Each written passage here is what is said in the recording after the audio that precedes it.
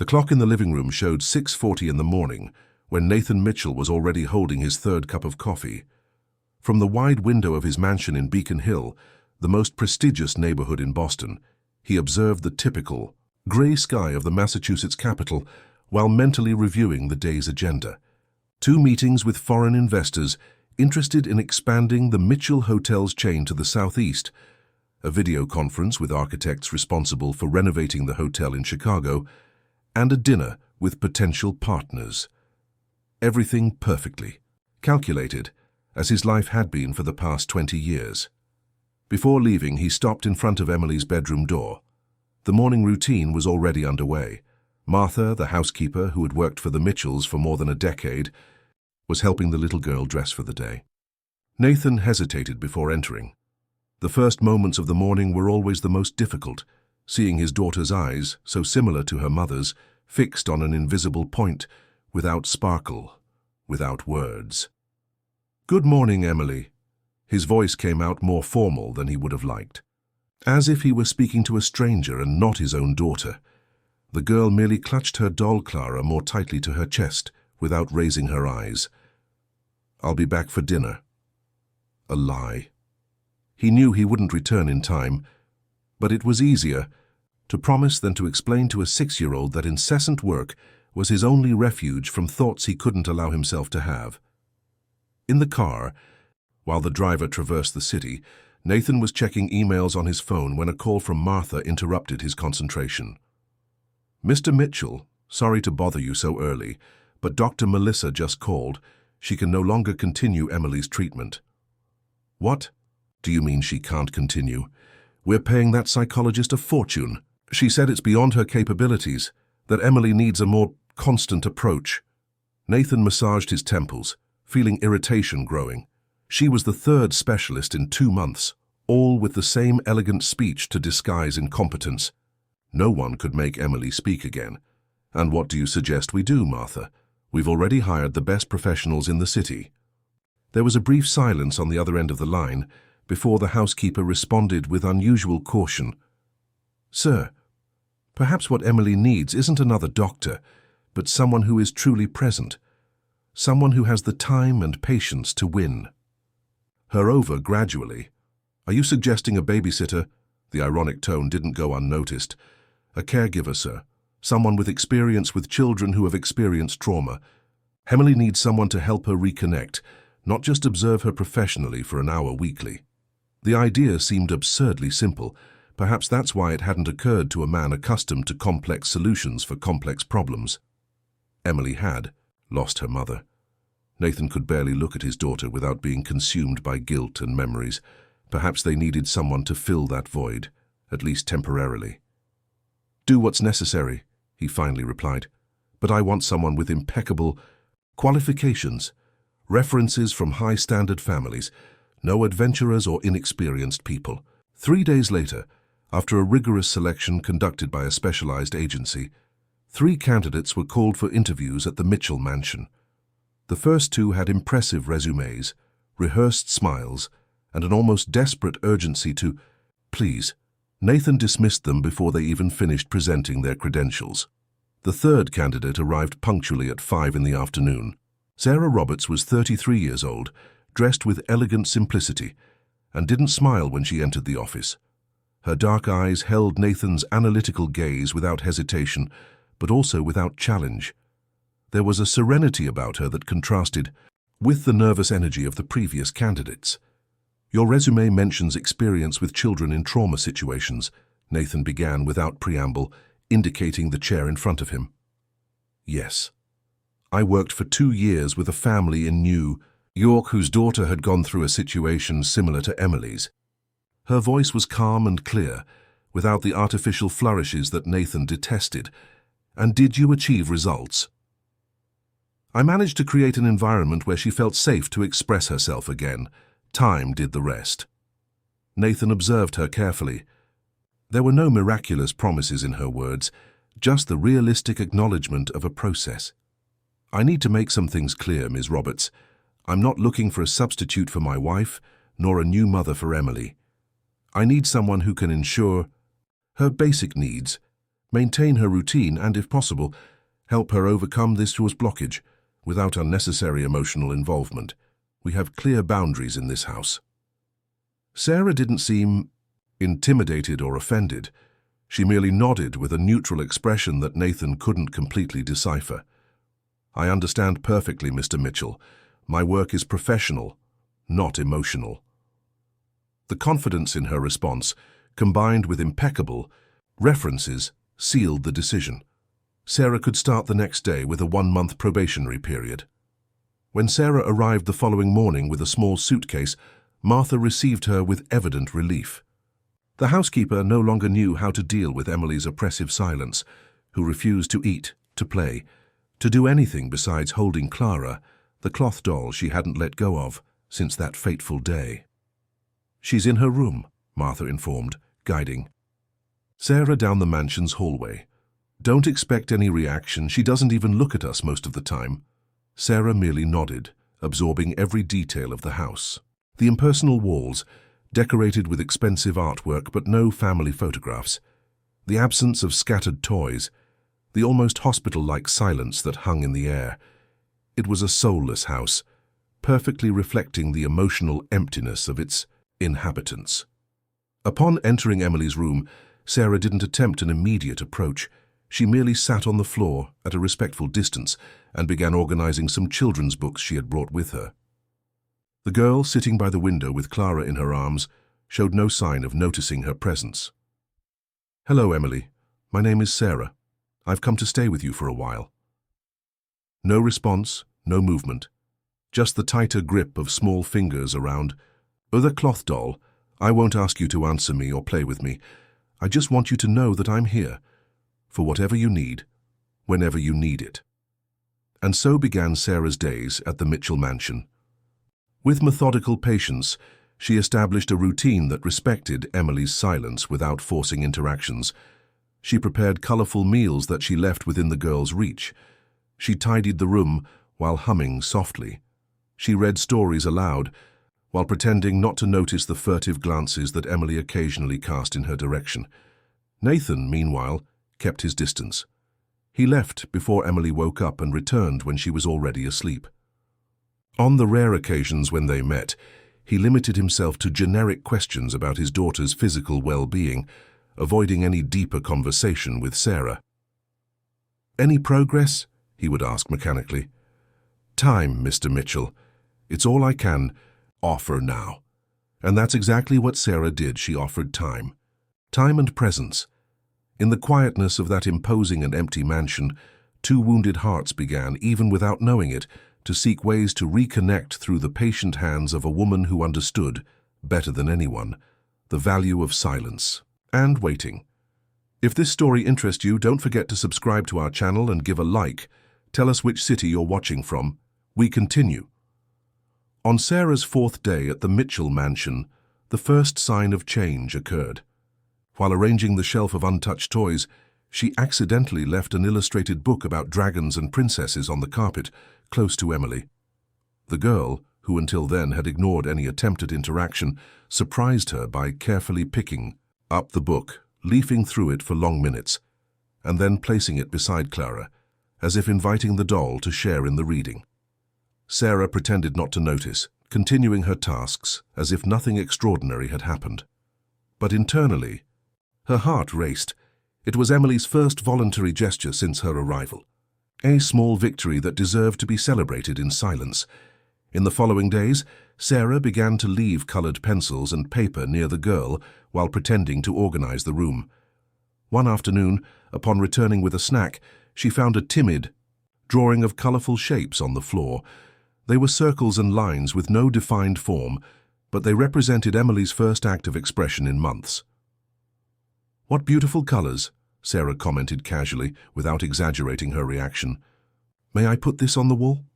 Emily didn't answer, but her eyes followed Sarah's movements as she placed the drawing in an empty space on the wall. It was almost imperceptible, but there was a different sparkle in the girl's gaze. Meanwhile, Nathan immersed himself even more in work. The Mitchell Hotels chain was in full expansion. 2 new ventures in the southeast, negotiations for a possible international partnership, endless meetings with investors and advisors. The office had become his refuge, the only place where he felt total control, where each problem had a logical solution. At home, he avoided common spaces. He dined in his private office with financial reports as his only company. He limited himself to brief and formal conversations with Sarah, always about practical matters, medication schedules, medical appointments, material needs of his daughter. "Is Emily eating better?" he asked one night when he crossed paths with Sarah in the hallway. "Yes, sir. She ate almost all her soup today and accepted fruit for dessert." "Good. Keep me informed." And thus ended the dialogue, without questions about tastes, fears, or small emotional progress of his daughter. It was as if Nathan feared hearing details that would force him to face his own pain. Sarah observed this dynamic with growing concern. In her years of experience, she had learned that traumatized children needed more than just physical care. They needed reconnection, especially with the parental figures they had left. But how to say this to a man who could barely remain in the same environment as his daughter for more than 5 minutes? In the third week, Sarah began to implement subtle changes in the routine. She started taking Emily for short walks in the mansion's garden on sunny afternoons. She reorganized the girls' room, creating a cozy space with pillows and soft lights for reading.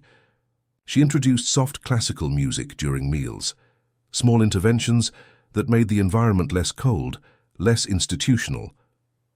On one of those afternoons in the garden, Sarah sat with Emily under the shade of a tree and began telling stories about the flowers. "See this one? It's a begonia. They say it represents kind thoughts. And that yellow one over there is a daisy, which symbolizes innocence and purity." To her surprise, Emily extended her hand and gently touched a purple flower. "Nearby, that one? It's a violet. Do you know what it represents? Faithfulness and honesty. When we give someone a violet, we're promising that we'll always be truthful." Emily looked directly at Sarah for the first time, her large and expressive eyes finally focused on something beyond emptiness. It was a brief moment, but significant. Sarah felt a lump in her throat. There was so much behind that look: pain, questioning, perhaps even a silent request. That night, after putting Emily to bed, Sarah found Martha in the kitchen. "How did you endure all these months?" she asked softly while preparing tea. The housekeeper sighed deeply. "It wasn't easy. Before the incident, this house was different. It wasn't warm like many families. Mr. Mitchell was always reserved, but there was life. Mrs. Helen had a way of bringing light to the rooms. And Emily was pure joy, talked non-stop, ran everywhere. And Nathan, how was he with his daughter? Busy, always busy. But in the moments they spent together, he was present in his own way. He would read to her before bed when he was home. He made a point of attending school presentations." Martha paused as if weighing her next words. "I think he blames himself, not just for the emptiness that remained, but for not knowing how to fill it." Sarah nodded, understanding better the dynamics of that fractured family. It wasn't just Emily who needed healing. Nathan was also trapped in his own silence as deep as his daughter's. In the following weeks, Emily's progress became more evident. Although she still didn't speak, she began to respond with simple gestures. A nod, a touch on Sarah's hand to get her attention, small smiles when something pleased her. She started drawing more frequently, creating more recognizable figures. A house, flowers, people holding hands. One day, while collecting dirty laundry from the room, Sarah found among the sheets a different drawing. 3 figures holding hands. A small girl, a woman and a tall man. The strokes were childish, but the message was as clear as water. Emily had drawn a family. Sarah felt the weight of responsibility for that drawing. She didn't show it to Nathan. She wasn't ready to deal with the implications, nor did she think he was. Instead, she carefully kept the drawing among her things, like a secret that needed the right moment to be revealed. Life at the Mitchell mansion followed its course, with changes so subtle they went unnoticed by those not paying attention. Small sounds of light footsteps through the previously silent corridors. The smell of homemade cookies baked by Sarah with Emily's silent help colorful drawings beginning to appear on the previously impeccably white walls. Nathan, meanwhile, seemed oblivious to these transformations, or perhaps he deliberately avoided them, fearing what they meant. Until one night, fate forced him to face what he had been ignoring. A violent storm typical of Boston's fall caused a blackout throughout the region. Nathan arrived home earlier than usual, annoyed by the need to cancel an important dinner. With foreign investors, the mansion was in darkness with only a few candles illuminating the main corridors. As he passed by Emily's room, he noticed a faint beam of light under the door. Probably a flashlight, he thought. He paused for a moment, hesitant, then silently turned the doorknob. What he saw froze, him in place. Sarah was sitting on the floor using the flashlight from her cell phone to project shadows on the walls. With her hands she created figures of animals that danced and moved while narrating an invented story about a brave rabbit that needed to find its way home during a storm. And do you know what the little bunny discovered after all? That sometimes we need the rain so the most beautiful flowers can bloom. And then it happened. Emily, sitting on Sarah's lap, smiled. A complete, genuine smile that lit up her face more than any flashlight could. Her eyes shone with a spark of life that Nathan hadn't seen in months. For an instant, it was as if time went back, as if he could see again the daughter he had known before the tragedy. Nathan felt a knot form in his throat. A strange and almost forgotten emotion took hold of him. A mixture of relief, gratitude, and a twinge of something he couldn't name. Jealousy, envy, or simply the acute pain of recognition that another person had managed to reach Emily when he hadn't even truly tried. He retreated without making noise, closing the door carefully. In the dark corridor he leaned against the wall, breathing deeply. What he had just witnessed changed everything. It was proof that Emily was still there, behind the layers of silence. That there was hope. And that perhaps, just perhaps, Sarah was much more than a simple employee hired to take care of basic needs. The next morning, with power restored and routine returning to normal, Nathan did something unusual. He had breakfast at the kitchen table, where Sarah was preparing a smoothie for Emily. The silence between the adults was loaded with unspoken words, with silent acknowledgments. "I need to talk to you," he finally said, avoiding looking directly at Sarah. "In my office after Emily goes to bed." The caregiver merely nodded, but her eyes revealed that she understood. Something had changed in the dynamics of that house. And both knew that from that moment, the carefully drawn lines between the professional and the personal would inevitably begin to blur. That night, after Emily fell asleep clutching Clara, Sarah hesitated before knocking on Nathan's office door. She felt divided between the progress achieved with the girl and the uncertain ground she now trod. In her years of professional experience, she had learned the importance of clear boundaries. Caregiver, not family. Temporary presence, not permanent. But something about Emily touched her in a different way, impossible to contain within the limits of a contract. She took a deep breath and knocked. Nathan's deep voice answered immediately. The office perfectly reflected its owner's personality, organized, impeccable, without an object out of place. Books perfectly aligned, papers organized in precise stacks, not a single photo frame or personal object. It was a functional space, not emotional. Nathan was standing by the window, observing the night. Without turning completely, he indicated the chair in front of his desk. "Please sit down." Sarah obeyed, maintaining the professional posture that always characterized her. She waited for him to initiate the conversation. "Last night, during the blackout," Nathan began, carefully choosing his words, "I saw something I didn't expect to see so soon, or perhaps that I never expected to see again."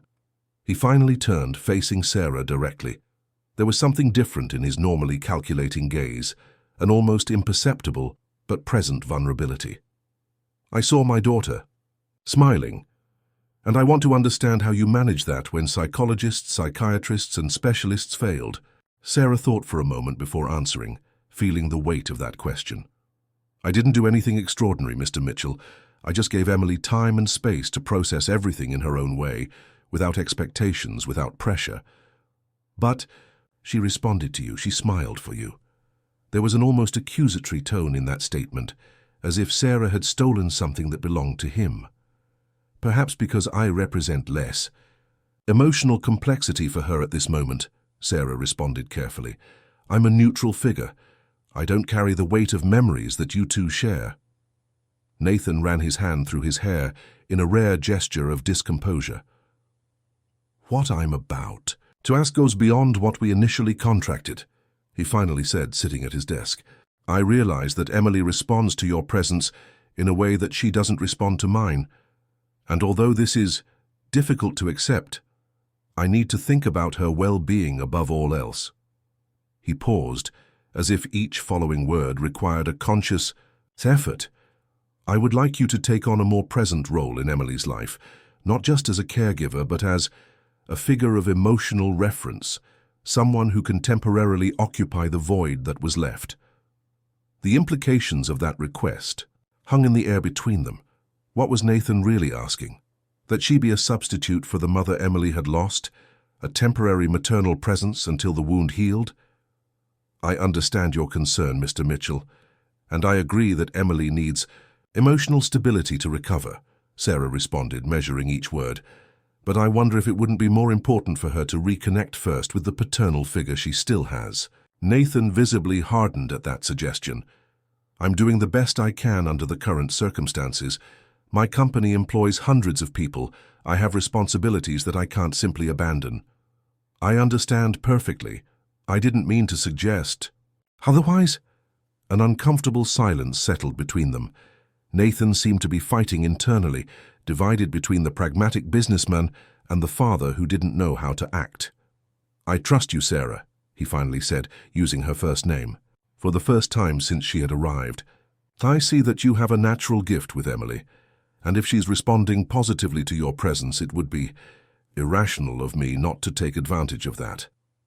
Sarah nodded slowly, understanding how much that admission had cost a man like Nathan Mitchell, accustomed to controlling everything in his life. I'll do my best to help Emily reconnect not only with the world, but also with you, she replied. This is a journey that you two need to make together sooner or later. In the days that followed, Sarah's presence in the Mitchell mansion intensified. With Nathan's tacit authorization, she began to implement more substantial changes in Emily's routine. She organized a reading corner in the garden with colorful cushions and low shelves full of children's books. She brought more elaborate art materials, watercolors, modeling clay, textured papers. She began taking the girl for short walks around the neighborhood, always with Clara, the inseparable doll, accompanying them. Emily, in turn, responded more and more. Although she still didn't speak, her gestures and expressions became more communicative each day. She began to spontaneously take Sarah's hand during walks, to clap when something pleased her, to show clear preferences for certain clothes, foods, and activities. On a Saturday morning, while they were making cookies together in the kitchen, Sarah, kneading the dough and Emily cutting shapes with colorful molds, the girl did something surprising. She took a star-shaped cookie fresh from the oven and carefully placed it on a napkin. Is it for someone special? Asked Sarah, disguising her emotion at seeing yet another small step of progress. Emily nodded, pointing to the kitchen door. At that moment, as if answering a silent call, Nathan appeared, something rare on a Saturday morning. Normally he would be at the company office even on weekends. Good morning, he said, clearly uncomfortable with the domestic scene he found. To the surprise of both adults, Emily got up from her chair and walked over to her father, extending the star-shaped cookie as a silent offering. Her eyes, fixed on his, contained an unformulated question. Nathan stood motionless for a moment, as if he didn't know how to react to that simple gesture. Then slowly he bent down to be at his daughter's height and accepted the gift. Thank you, Emily, it looks delicious. The girl continued looking at him expectantly.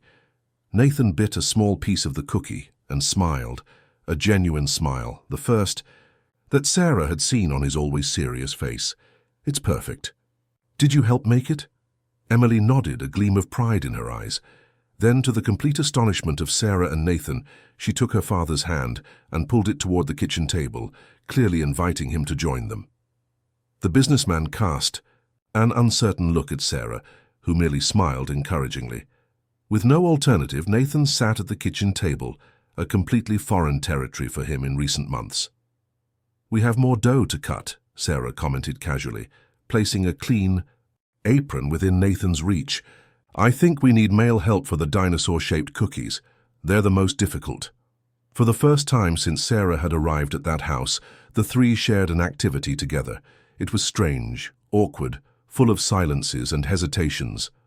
But there was also something deeply significant in those simple moments, as if invisible threads began to reconnect what had been brutally broken. After that Saturday, something subtly changed in the family dynamic. Nathan began to arrive earlier on some days, to occasionally participate in dinner with Emily and Sarah. There was still an evident emotional distance, excessive care in his interactions with his daughter, but it was a start. Sarah observed this approach with contradictory feelings. Professionally, it was exactly what she hoped to achieve, help father and daughter reconnect. But there was something more, something that wasn't in the terms of her contract, nor should it be, a growing emotional involvement with that small fractured family.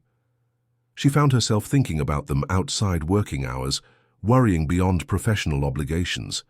She caught herself imagining what that house, that life, would be like if circumstances were different, if she weren't just a temporary employee hired to fill a void that didn't belong to her.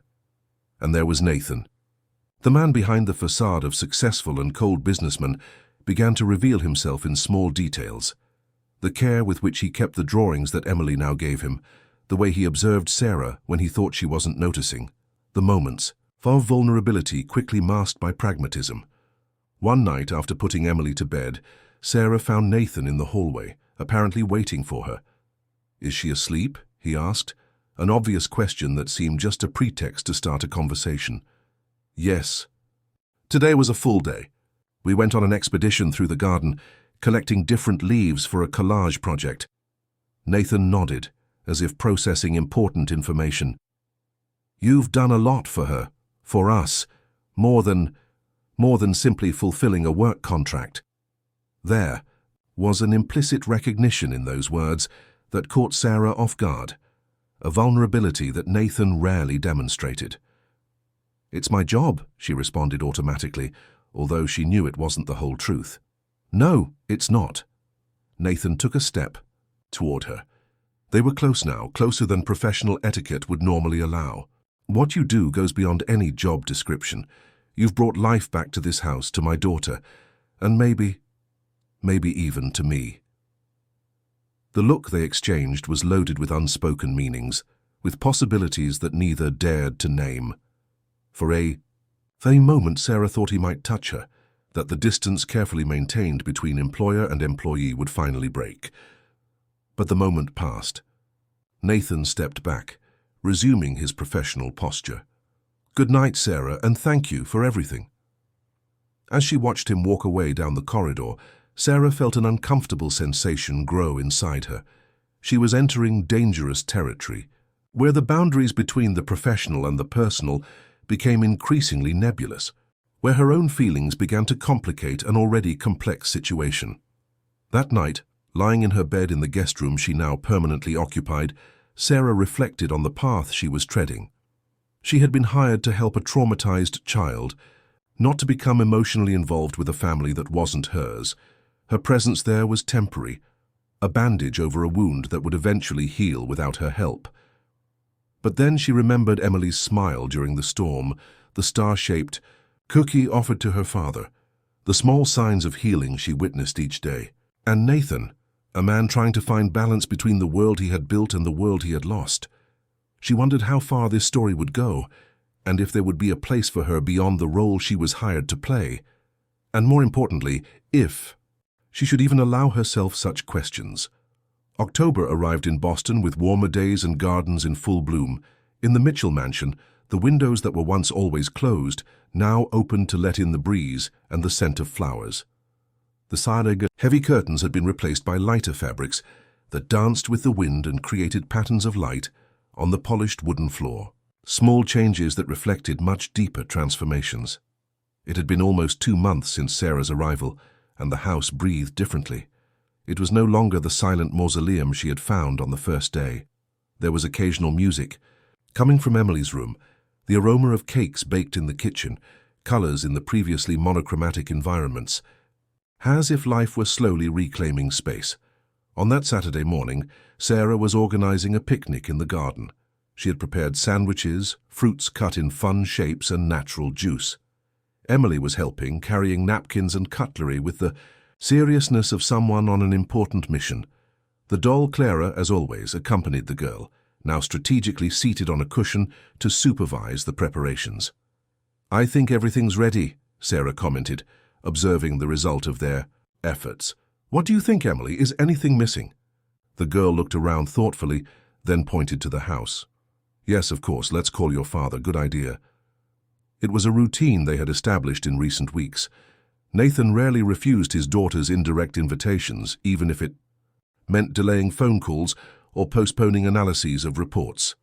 Gradually, the strict businessman was learning to be a father again, or perhaps for the first time in a truly present way. While Emily ran into the house in search of her father, Sarah arranged some final details. On the cloth spread under the shade of a leafy tree, she couldn't help but smile thinking about the girl's transformation. Although she still didn't speak, her non-verbal communication had become rich and expressive.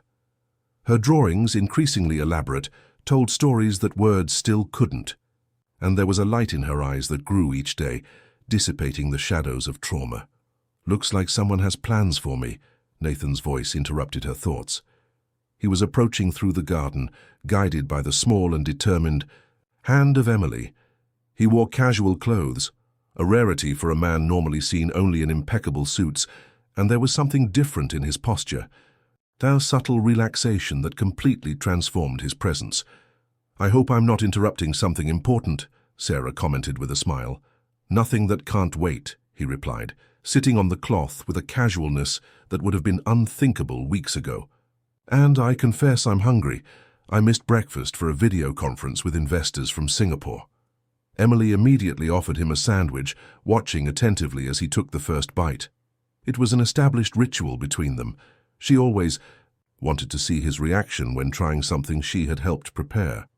"Delicious," Nathan approved, drawing a radiant smile from his daughter.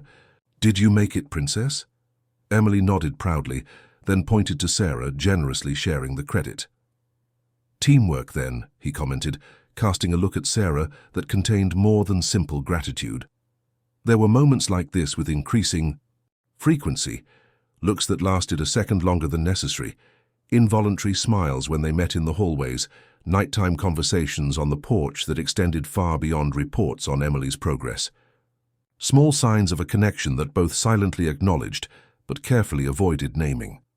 The picnic proceeded in a relaxed atmosphere, with Emily alternating her attention between the adults and Clara, serving them imaginary food on toy plates. At a certain point, the girl ran to fetch something from her room and returned with a folder full of drawings. "Oh, shall we see your masterpieces?" asked Sarah, as Emily proudly spread her work on the cloth. They were typical drawings of a 6-year-old, but revealing in their details. There were scenes of the house, the garden, outings taken in recent weeks. In almost all of them, 3 figures appeared together, a small one with what appeared to be a doll, a female figure with dark hair, and a taller male figure. Nathan observed in silence, his face a carefully neutral mask that didn't reveal the inner turmoil. Only his eyes, fixed on the colorful representations of that improvised family, betrayed the conflict of emotions. "You have a special talent, Emily," he finally commented, his voice slightly hoarse. "Perhaps we should frame some of these drawings to decorate the house." The suggestion was received with enthusiasm by the girl, who immediately began to separate her favorites. Among them, Sarah noticed a particularly significant one. It showed the 3 usual figures, but between Nathan and Sarah, there was something that looked like a red heart. Her eyes met Nathan's, who had also noticed the detail. An unexpected blush colored the caregiver's cheeks, who quickly looked away, pretending interest in another drawing. But the message was there, impossible to ignore. Through the innocent eyes of a child, what was growing between them became evident. That afternoon, after the picnic, Nathan received a call that forced him to retreat to his office. Urgent business. As always, Sarah and Emily continued in the garden, now collecting fallen flowers to make handcrafted necklaces. "Miss Sarah," Martha's voice interrupted the activity.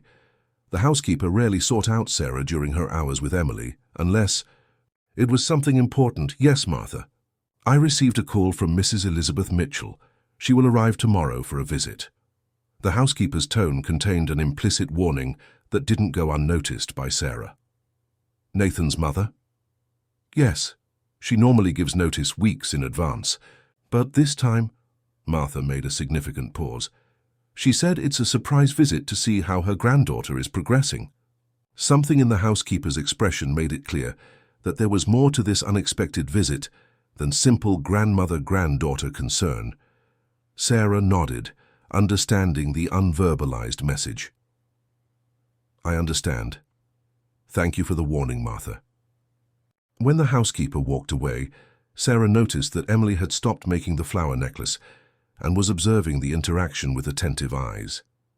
There was no way to know how much the girl had understood, but her suddenly tense expression suggested that her grandmother's name evoked memories that weren't necessarily positive. "Your grandmother is coming to visit," Sarah explained gently. "Isn't that nice? She must miss you." Emily didn't respond, only pressed Clara more tightly against her chest, a gesture that Sarah had learned to recognize as a sign of anxiety. That night, after putting Emily to bed, Sarah found Nathan on the porch, a glass of whiskey in his hand and a distant expression in his gaze. The Boston sky was exceptionally starry, creating an almost romantic scenery that contrasted with the evident tension in his shoulders. "Martha told me about your mother's visit," Sarah commented, approaching cautiously. Nathan took a long sip of his drink before responding. "Elizabeth Mitchell, the relentless matriarch of the family," he said with a bitter irony that Sarah had never witnessed. "She always appears when she feels control is slipping from her hands." Emily seemed restless when she found out. "Doesn't surprise me. My mother never knew how to be a grandmother. For her, Emily is just the next generation to carry the Mitchell name, not a child with emotional needs." There was an untold story in those words, layers of family conflicts that Sarah was just beginning to glimpse. "Should I prepare for anything specific?" she asked directly. Nathan turned to face her, his eyes reflecting the brilliance of the stars and something more, a genuine concern he rarely demonstrated. "My mother is traditional, obsessed with appearances and social position. She would never approve." He paused, reconsidering his words. "The changes we've implemented in Emily's routine, what she would consider appropriate, would be rigorous boarding schools and renowned therapists, not picnics in the garden and drawings on the walls." What remained unsaid hung between them. Elizabeth Mitchell would certainly not approve of the growing closeness between her widowed son and her granddaughter's caregiver, a line that both knew they were dangerously close to crossing. "I understand," Sarah responded simply. "Should I keep my distance during her visit?" "No." The response came quick and firm. "I won't allow Emily to lose the progress she's achieved just to satisfy my mother's expectations. You are important to us now." The choice of the word us didn't go unnoticed, nor did the intense look that accompanied it. For a moment it seemed that Nathan would say something more, something that would definitely change the nature of the relationship between them. But the moment passed and he merely added, "Just be prepared. Elizabeth Mitchell has a special talent for identifying vulnerabilities and exploiting them." The next morning, Sarah paid special attention to Emily's appearance and the organization of the house, not out of vanity or insecurity, but out of a practical need to minimize possible conflicts. She chose an elegant but comfortable dress for the girl, carefully combed her hair, and explained in simple words what to expect from the visit. "Your grandmother is coming from far away to see you. She may have different ideas about some things, but the important thing is that she cares about you." Emily observed with attentive eyes, absorbing every word. Then, surprisingly, she took one of her drawings, a particularly colorful one showing her and Clara in the garden, and extended it to Sarah. "For your grandmother." asked Sarah, moved by the gesture. The girl nodded seriously. It was her way of trying to build a bridge, of offering something of herself for that complicated relationship. Sarah felt her heart tighten with the simple wisdom of that child who, even without words, understood more than the adults around her suspected. While they finished the preparations, Sarah couldn't avoid a feeling of apprehension. In a few hours, Elizabeth Mitchell would arrive, bringing with her not just expectations and judgments, but potentially the power to alter the delicate balance they had built in that house. And somewhere in the back of her mind, an uncomfortable question persisted. What would be her place in this improvised family when the carefully drawn lines between professional and personal finally dissolved? And more importantly, would she be ready to face the consequences of crossing these boundaries, whatever they might be? If this story interests you, don't forget to subscribe to our channel and give a like. Tell us which city you're watching from. We continue. The unmistakable sound of tires on the gravel driveway announced Elizabeth Mitchell's arrival punctually at 11 in the morning. From the living room window, Sarah observed the driver open the door of an impeccable silver Mercedes, from which emerged a woman who seemed to defy time with calculated elegance. In her early 60s, Elizabeth Mitchell was the personification of New York aristocracy. Perfectly dyed grey hair in a discreet shade of brown, impeccable posture, designer clothes, in neutral tones and jewelry that, although discreet, would certainly cost a year's salary for Sarah. "She's here," she informed Nathan, who was checking emails on his tablet while waiting. He merely nodded, taking a deep breath as if preparing for an inevitable battle. The tension in his shoulders was visible, once again transforming the man who had begun to open up in recent weeks into the rigid and contained businessman that Sarah had met at the beginning. Emily, sitting on the sofa with Clara and a picture book, seemed to stiffen upon hearing the footsteps approaching the front door. Instinctively, she moved closer to Sarah, seeking the safety of her presence. Martha opened the door for Elizabeth Mitchell before she even rang the doorbell, a conditioned reflex from years of service to the family. The matriarch entered as one who inspects a newly acquired property, keen eyes cataloguing every detail, every change that had occurred since her last visit. "Mother," Nathan stepped forward, depositing a formal kiss on her cheek. "We weren't expecting your visit." "Clearly," Elizabeth replied, with a smile that didn't reach her eyes. "But a grandmother doesn't need a formal invitation to see her own granddaughter, does she?" Her gaze swept the room, momentarily lingering on the colorful framed drawings that now decorated the previously austere walls, on the colorful pillows scattered across the sofa, on the small changes that had transformed the formal environment into a more welcoming space. "I see there have been modifications since my last visit." There was an implicit criticism in that observation that didn't go unnoticed by anyone. Before Nathan could respond, Elizabeth turned her attention to Emily, who remained partially hidden behind Sarah. "And here's my little granddaughter. Come give Grandma a kiss, Emily." The coldness of the request, disguised in a sweetened tone, made Emily clutch the doll even more tightly against her chest. Sarah felt the girl's hesitation and gently placed her hand on her back, offering silent support. "She's still adapting to social interactions, Mother," Nathan explained, intervening. "She's making progress but needs time."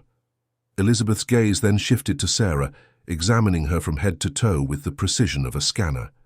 There was no explicit hostility, just a calculating assessment that made Sarah feel like an object being priced. "And you must be the new employee," she finally concluded, extending her hand in a gesture that was more a demonstration of hierarchy than a genuine greeting. "Sarah Roberts," she introduced herself, shaking the offered hand with professional firmness. "I'm Emily's caregiver." "Caregiver," Elizabeth repeated as if tasting a foreign word. "Interesting. In my day we called them nannies, but I suppose titles evolve to justify higher salaries, don't they?" Nathan cleared his throat, visibly uncomfortable with the direction of the conversation. "Sarah has training in educational psychology and experience with children in situations similar to Emily's. She has been instrumental in her progress." "I imagine so," Elizabeth replied with a cold smile. Well, let's not stand in the hall like strangers. I want to hear about these advances while I unpack. I presume my usual room is prepared? Of course, Mother. Martha must have already taken your bags there. As Elizabeth climbed the stairs, accompanied by the housekeeper, a silent tension hung among those who remained. Emily immediately sought Sarah's hand, her eyes pleading for reassurance. It's all right, Sarah whispered, crouching to be at the girl's height. Your grandmother is just a little tired from the trip. It will get better after she rests a bit. Nathan observed the interaction with an enigmatic expression, divided between gratitude for the way Sarah calmed his daughter and concern for what lay ahead. I think it's better for you and Emily to spend some time in the garden while I talk. With my mother, he suggested, rubbing his forehead in a gesture of contained tension. Martha will prepare lunch for 1 o'clock. The garden became a temporary refuge for Sarah and Emily, while muffled voices could occasionally be heard coming from Nathan's office. The girl, normally entertained with her outdoor activities, remained unusually close to Sarah, as if fearing being separated from her. They were collecting fallen leaves for an art project when Elizabeth appeared on the porch, observing them with clinical interest. She had changed from her travel outfit into a casual dress that probably cost more than all of Sarah's possessions combined. "May I join you?" she asked, descending the steps with studied elegance. "Of course," Sarah replied, maintaining a professional tone. "We're collecting materials for a collage project that Emily is developing." Elizabeth approached, examining the leaves, seeds, and small flowers they had gathered. "At your age, Emily, your mother was already taking piano, French, and ballet lessons," she commented casually, as one reminiscing about a pleasant memory. "She was always exceptionally talented. I'm sure you inherited her gifts." The mention of her mother made Emily instantly stop what she was doing, her eyes suddenly alert. It was the first time anyone had mentioned so directly the absent woman in her presence. "Emily has shown great interest in art," Sarah responded carefully. "Her drawings show remarkable sensitivity and perception for her age." "Art is a charming pastime, no doubt," Elizabeth conceded with a smile that didn't completely hide her condescension. "But a Mitchell needs solid formation, tradition, discipline, excellence. I spoke with Nathan about a wonderful Swiss school that would accept Emily as soon as she overcomes this phase of silence."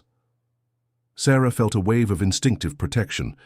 The idea of Emily being sent to a boarding school abroad, away from the slow but steady progress she had been making, seemed like a cruel setback.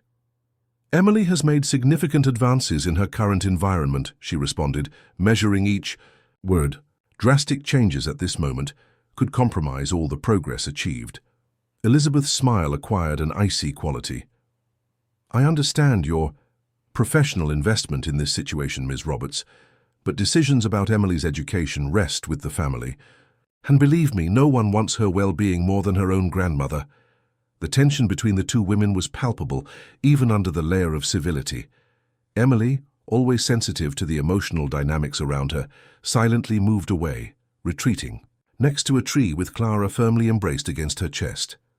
Lunch, served punctually at 1 o'clock in the formal dining room, was a lesson in politely disguised tension. Elizabeth dominated the conversation with stories about mutual acquaintances, social events in New York, and subtle references to the need for normalization of Emily's situation. "Miranda Avalar. Do you remember her, Nathan? Daughter of the Avalars from Hamptons. Her son went through a similar traumatic situation after the divorce. Didn't speak for months. They sent him to a specialized clinic in Switzerland, and he returned completely recovered. Now he's at Harvard." Nathan limited himself to monosyllabic responses, clearly uncomfortable with the direction of the conversation. Emily, seated between Sarah and her father, barely touched her food, her eyes fixed on the plate. "Emily doesn't need institutionalization, Mother," Nathan finally replied, with a firmness that surprised even Sarah. "She's progressing at her own pace at home where she feels safe." "Safe, yes, but what about academic development, social? A Mitchell can't simply—" Elizabeth paused, looking significantly at the childish drawings framed on the dining room wall. "Color all day." It was at this moment that something unexpected happened. Emily abruptly stood up from the table, shaking her head in denial. Without looking at anyone, she ran out of the room, Clara firmly in her arms. "Emily!" called Nathan, rising to follow. "Her? Let her go," Elizabeth sighed dramatically. "This behavior only confirms what I'm saying. She needs structure, discipline." "What she needs," Nathan replied with a coldness that Sarah had never witnessed, "is to be understood, not molded according to your expectations, Mother." The rest of lunch proceeded in a cold war climate, with superficial conversations masking the underlying conflict. After dessert, Sarah asked permission to check on Emily, leaving mother and son alone. She found the girl in her room, huddled in a corner, furiously drawing on a sheet of paper. When Sarah approached, she could see what Emily was creating, a figure that seemed to be Elizabeth, separated by a large red line from the figures representing Emily, Nathan, and Sarah holding hands. "I know it's difficult," Sarah said softly, sitting beside the girl. "Your grandmother cares about you, but sometimes adults have different ideas about what's best."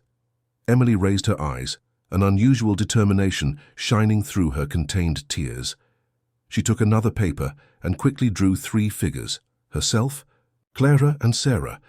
Then she pointed emphatically to the house around them in the drawing. The message was clear even without words. "I want to stay here, with you." Sarah felt a lump in her throat. The bond that had formed between them went far beyond the professional relationship. It was something deep, genuine, that transcended contracts and job descriptions. But it was also something potentially fragile in the face of the power and influence of Elizabeth Mitchell. "I'll do what I can to help, little one," she promised, gently hugging Emily, "but some decisions aren't in my hands." That night, after Emily finally fell asleep, Sarah found Nathan in the library, an untouched glass of whiskey in front of him as he gazed into the darkness through the window. "How is she?" he asked without turning around. "Sleeping now. She was agitated, but I managed to calm her by reading her favorite stories." Nathan nodded, still with his back to her. There was a tension in his shoulders that spoke of unresolved internal battles. "My mother has very definite opinions about Emily's future," he finally said, turning to face Sarah.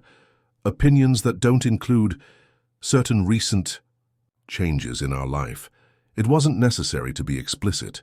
Both knew that certain changes referred not only to the less structured approach in Emily's education, but also to Sarah's increasingly central presence in the family dynamic. "She's concerned about her granddaughter." "It's understandable," Sarah responded diplomatically. "No, she's concerned about the Mitchell legacy, with appearances, with what her high society friends will think," Nathan retorted, with unusual bitterness. "Emily is just an extension of her ambitions, just as I was." He took a sip of whiskey, his eyes fixed on Sarah with a disturbing intensity. "She made it clear that she doesn't approve of your influence over Emily, or over me." Sarah's heart accelerated with that direct admission. It was the first time either of them openly acknowledged that what was happening between them went beyond the professional relationship. "I understand," she responded simply. "And what do you think?" The question hung between them, loaded with unspoken meanings. Nathan took a few steps in her direction, reducing the physical distance they always carefully maintained in their interactions. "I think I've spent my entire life following expectations, building an empire to impress a father who was never satisfied. Marrying the appropriate woman from an appropriate family, living the life that others designed for me." He paused, his voice lowering to almost a whisper. "And then you arrived, and for the first time I saw something authentic, something that wasn't in anyone's plans." They were close now, too close for the pretense of professionalism they had maintained for weeks. Sarah could feel the heat emanating from him, see the small lines of expression around his eyes, notice the vulnerability behind the facade of control. "Nathan, she began, but was interrupted by the sound of footsteps in the hallway. They instinctively moved away from each other at the exact moment Elizabeth appeared at the library door, dressed in an elegant silk robe, an eyebrow perfectly arched at the scene she found. "I didn't know there were work meetings at this hour of the night," she commented with false casualness. I hope I'm not interrupting anything important. Just discussing Emily's progress, Nathan replied, resuming his professional posture. Sarah was informing me about how she calmed down after the lunch incident. Elizabeth studied the two with keen eyes that seemed to see beyond the polite words. Of course. Well, I won't disturb then. I just came to get something to read before bed. The nights in Boston are so silent compared to New York. She selected a book from the shelf with deliberate slowness, as if savoring the discomfort that her presence caused. Good night, then. Ms. Roberts, I imagine you must be tired. After such an emotionally exhausting day, I won't keep you from your well-deserved rest. The dismissal was as clear as it was politely wrapped in civility. Sarah nodded, understanding the power dynamic at play. Good night, Mrs. Mitchell, Mr. Mitchell. Afais. She left the library. She felt the weight of mother and son's gazes on her back. The confrontation had just begun, and Sarah knew that Elizabeth Mitchell was not the type of adversary who easily gave up on her objectives. In her room, as she prepared for bed, Sarah reflected on the complexity of the situation in which she found herself. She had crossed lines that professionally she knew she should have kept intact. She had become emotionally involved not only with Emily, but also with Nathan. And now she faced the Mitchell family matriarch, a woman whose power and influence could easily destroy not only her career, but also the fragile progress that Emily had achieved. The question that tormented her as she stared at the ceiling wasn't whether she should fight for her place in that improvised family, but if she had the right to do so, and more importantly, if the price of that battle wouldn't be too high for Emily, the only truly innocent one in all that tangle of emotions, expectations, and unresolved conflicts. The next morning dawned with a clarity that contrasted with the tense climate inside the Mitchell mansion. Sarah woke up early, restless after a night of sleep interrupted by conflicting thoughts. Looking out the window, she saw Elizabeth walking through the garden, phone in hand, gesturing with the authority of someone making important decisions. Even from a distance, her posture emanated determination, the same that Sarah recognized in Nathan in crucial business moments. She decided to avoid the common breakfast, opting to pass through the kitchen quickly before going to Emily's room. She found Martha preparing an elaborate tray with perfectly cut fruits, artisanal breads, and fresh juice. "Good morning, Martha. Has Emily woken up yet?" The housekeeper cast her a look loaded with unspoken meanings. "Yes, but Mrs. Elizabeth instructed that she have breakfast in the dining room today. She said it's time to resume family traditions." Martha's tone made clear her discomfort with the situation. In just one day, Elizabeth had begun to re-establish the hierarchy of the house, subtly repositioning Sarah back to the role of simple employee. "I understand. And Mr. Mitchell?" "Left early for the office. Said he would return for lunch." Martha hesitated, then added in a lower voice, "There was an argument last night after you retired. I couldn't hear everything, but Mrs. Elizabeth was quite emphatic about certain matters." Sarah nodded, silently thanking her for the information. The housekeeper's discreet alliance meant a lot in that minefield of divided loyalties. Upon entering the dining room, she found Elizabeth seated at the head of the table, the place traditionally occupied by Nathan, serving coffee to Emily, who kept her eyes fixed on her plate, Clara firmly secured in her lap. "Good morning," Sarah greeted, maintaining a professional tone. "Ah, Ms. Roberts," Elizabeth replied with a politely distant smile. "Good morning. I'm having a special moment with my granddaughter. You know how rare these moments are between grandparents and grandchildren when living in different cities." The message was clear.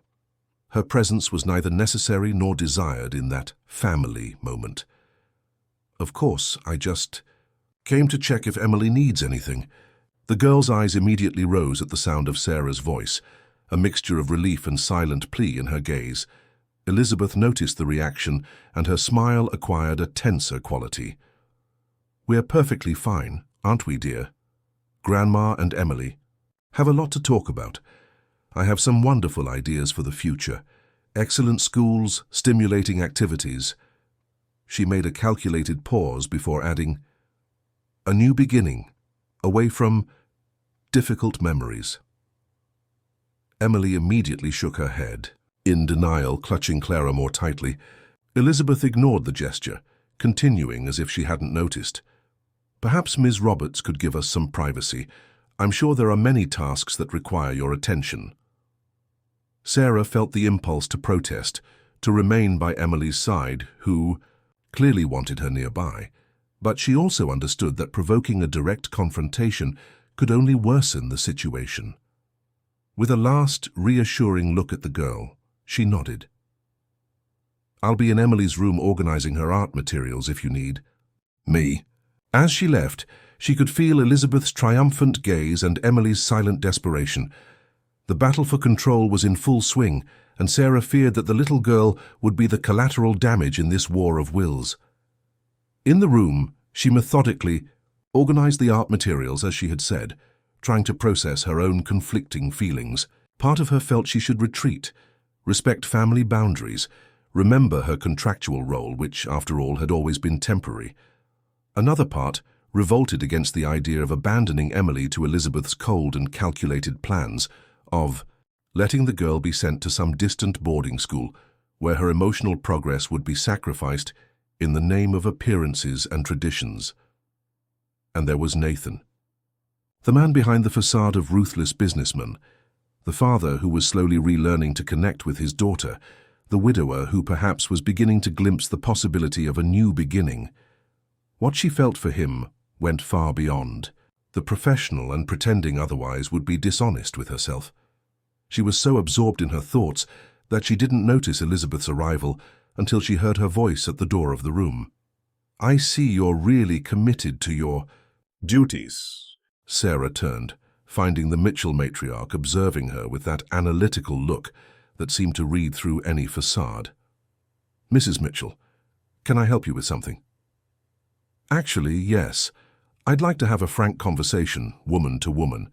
Elizabeth entered the room, closing the door behind her. I believe we can dispense with pretenses at this point. Sarah straightened up, mentally preparing for what would come. Elizabeth wasn't the type to hesitate in direct confrontations when necessary. I'll be direct, Ms. Roberts. I recognize your talent with Emily. It's evident that you've created a bond with my granddaughter, and that's admirable from a professional point of view. She paused, studying Sarah's reaction before continuing. However, it's also evident that your ambitions go beyond the professional. I'm neither blind nor foolish. I see how you look at my son, how you've strategically positioned yourself in this vulnerable family.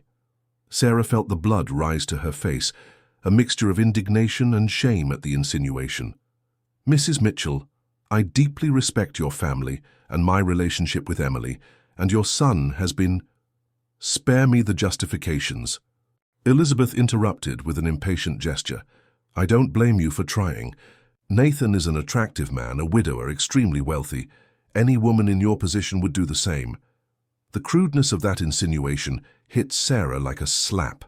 It was the reduction of all her genuine feelings, of all her dedicated work, to a cold and self-interested calculation. What I feel for Emily and... She hesitated briefly. For Mr. Mitchell has nothing to do with money or social position. Elizabeth smiled, a smile that didn't reach her eyes. They all say that, dear. But let's be practical. What future do you really envision here? Nathan is the heir to an empire. He moves in circles that you can barely imagine. Emily will be educated in the best institutions, prepared to assume her place in society.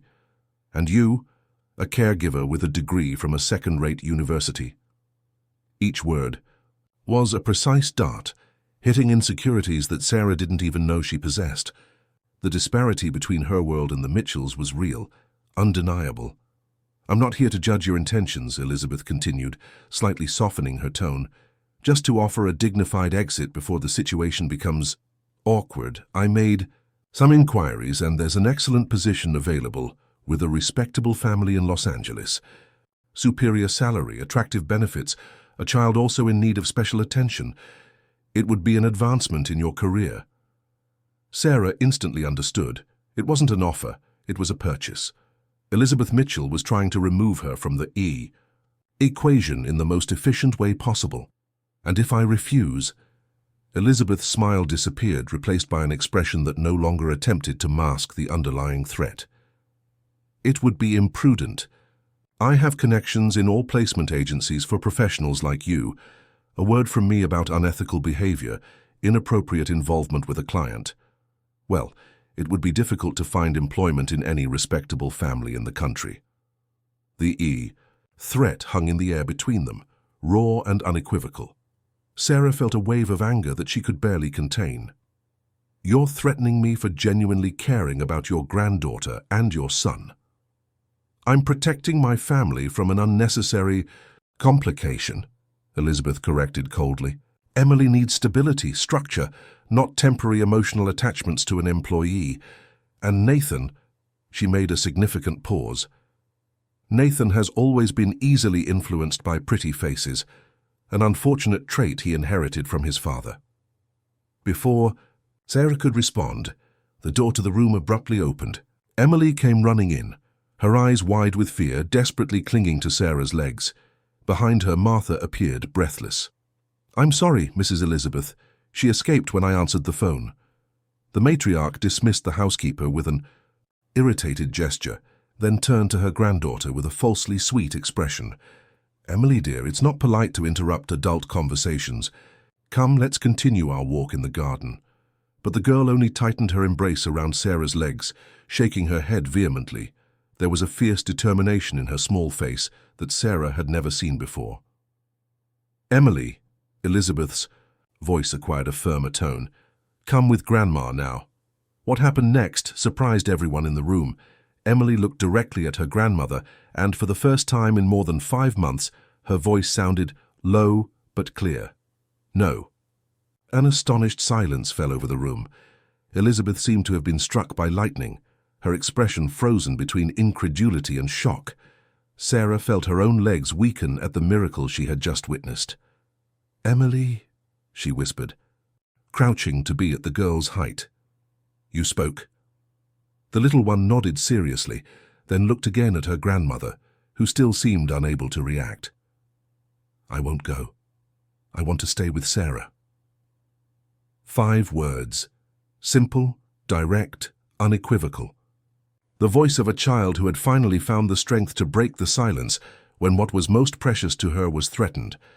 It was at that exact moment that Nathan appeared at the door, looking confused at the scene he found. What's happening? Here? I heard raised voices from the hallway. His gaze swept over the tense faces, stopping at his daughter, clinging to Sarah. Emily? He called, cautiously approaching. The girl turned to her father, and with the same surprising determination declared, Daddy, Grandma wants to send Sarah away. Don't let her. The direct simplicity of those words, the first complete sentence that Nathan had heard from his daughter in months, seemed to hit him like a physical force. His eyes widened, fixed on the small figure that had suddenly recovered her voice. You spoke, he murmured, incredulous. Then, as if realizing the complete context of the situation, his gaze hardened as he turned to his mother. What exactly is happening here? Elizabeth, recovering from the initial shock, reassumed her controlled posture. Just a necessary conversation about future arrangements, Nathan, for the good of all involved. What arrangements? It was Sarah who answered, unable to continue in silence. Your mother generously offered me another job in Los Angeles with a respectable family. Something darkened in Nathan's gaze as he absorbed that information. Without saying a word, he picked up Emily in his arms and extended his free hand to Sarah. Let's talk in the library, the 3 of us. Then, turning to Elizabeth, Mother, please give us a moment. Nathan, be reasonable. This situation is completely out of control. You can't allow an employee to cause such a rupture in our family. Our family was already fractured long before Sarah arrived, he replied with a calmness that barely disguised the underlying tension. And for the first time in months, I'm hearing my daughter's voice. That tells me everything I need to know.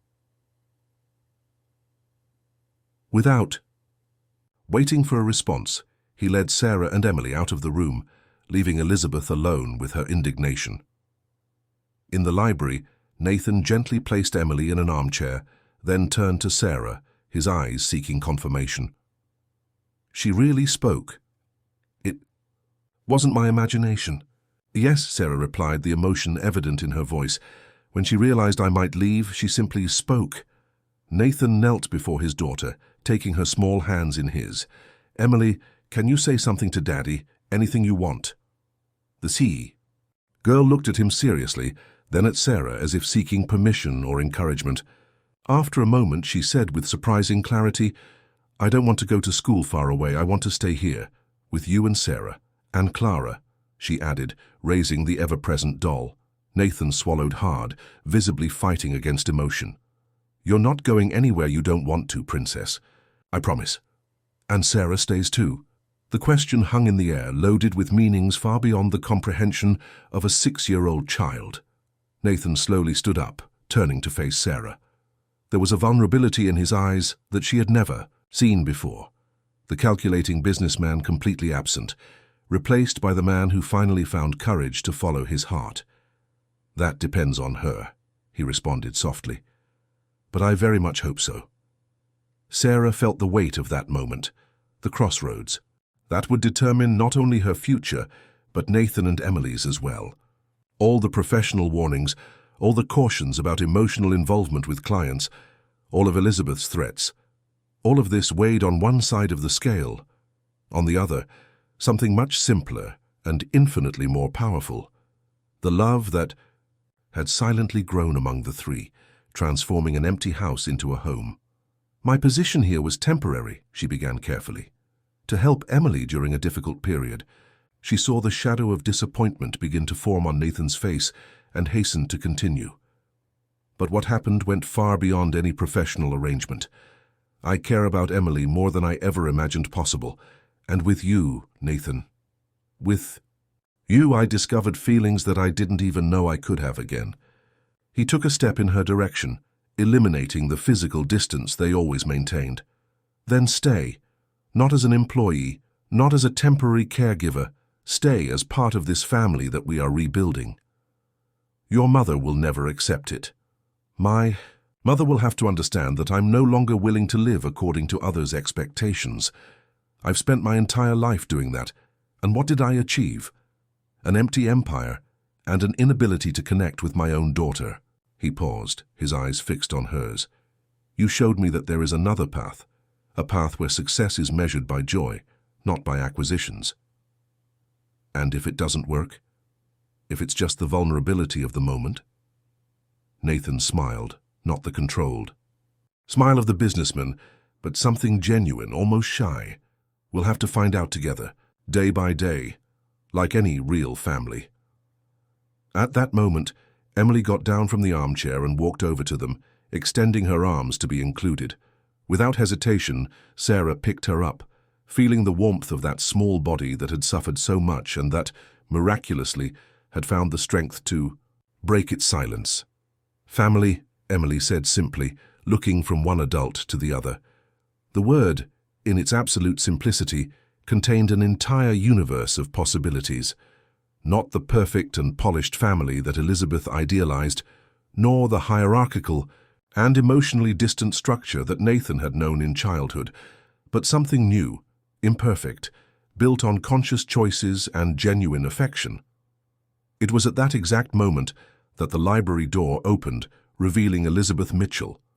Her gaze swept over the scene before her, her son, her granddaughter, and the caregiver united in an embrace that spoke more than any words could express. For an instant, something indefinable passed over her face, a shadow of recognition, perhaps even envy. Then, with the cold dignity that had always characterized her, she adjusted her posture and announced, I see that decisions have already been made, without any consideration for my advice. As always, Nathan, you choose the most difficult path. No, Mother, he replied calmly. For the first time, I'm choosing the right path, the most courageous one. Elizabeth sighed deeply, her gaze resting on Emily, who was observing her without fear from Sarah's arms. And you, little traitor? You recovered your voice only to contradict your grandmother. To everyone's surprise, Emily smiled, a genuine smile bright as the sun after a long storm. "I love you, Grandma, but this is my home, with Daddy and Sarah." Something trembled in Elizabeth's perfectly composed face, a tiny crack in the facade of absolute control. For a moment it seemed she might yield, that perhaps there was room for reconciliation and understanding. But the moment passed. With a last look at the trio before her, she declared, "Very well, I'll leave this afternoon. Clearly my presence here is no longer necessary nor desired." "Mother," Nathan called as she was turning to leave, "you will always be welcome in this house, as part of this family, not as its controller." Elizabeth paused briefly without turning around. "Time will tell if you made the right choice, Nathan. I sincerely hope you did." And with those words she left the library, leaving behind not a defeat, but perhaps the first faltering step toward a new type of relationship, one based on mutual respect, not control. When the door closed, Nathan turned to Sarah and Emily, his improvised and imperfect but genuine family. "And now?" asked Sarah, still hardly believing the turn her life had taken in a matter of hours. Nathan smiled, extending his hand to touch Emily's face, who was now speaking softly to Clara, telling the doll about the extraordinary events of the day. "Now, we begin again, together, one day at a time." And that's how, in the Mitchell mansion in Boston, a family was reborn from the ashes of silence. Not the family that any of them had imagined or planned, but the family they all needed. Emily continued her journey of recovery, now finding words to express what before only her drawings could show. Nathan learned to balance his business empire with what really mattered, the small moments of genuine connection with those he loved. And Sarah, who had arrived as a temporary presence, found a permanent home, not just in a house, but in the hearts of those who had been healed by her love. As for Elizabeth Mitchell, well, even the most rigid matriarchs can, eventually, learn that the true family legacy